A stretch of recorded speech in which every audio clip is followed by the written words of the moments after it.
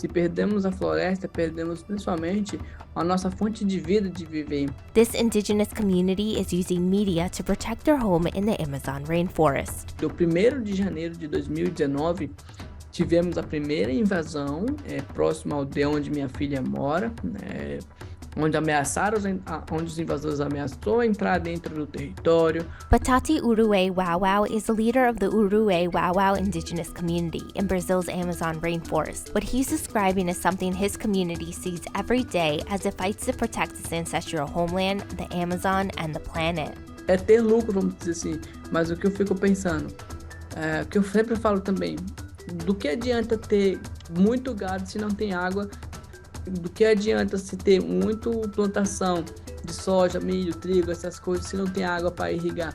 E a nossa floresta que está salvando eles, a nossa floresta que está salvando. To fight against the invaders, Batate and the Uru-eu-wau-wau started an indigenous media team. Using technology like video cameras and drones, the team patrols the forest to capture footage of the invaders, which they then send to authorities. While land invaders aren't new to the Uru-eu-wau-wau, the technology gives them a weapon they didn't have before, making it easier to protect their land and fight back against the encroachment and deforestation that is harming their way of life. Índice de falar que a gente estamos falando a verdade, né? Porque os órgãos como a FUNAI, que era para estar protegendo os povos indígenas, a terra indígena, são a primeira pessoas que falam que precisam de provas, que a gente precisa registrar isso e tudo mais. E começamos a ter essa ideia, e começamos a coletar e fazer um pequeno relatório de...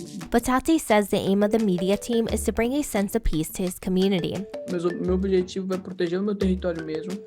Meu objetivo é dar o que meu povo sempre quis, que é ter paz, ficar sem preocupar com nada.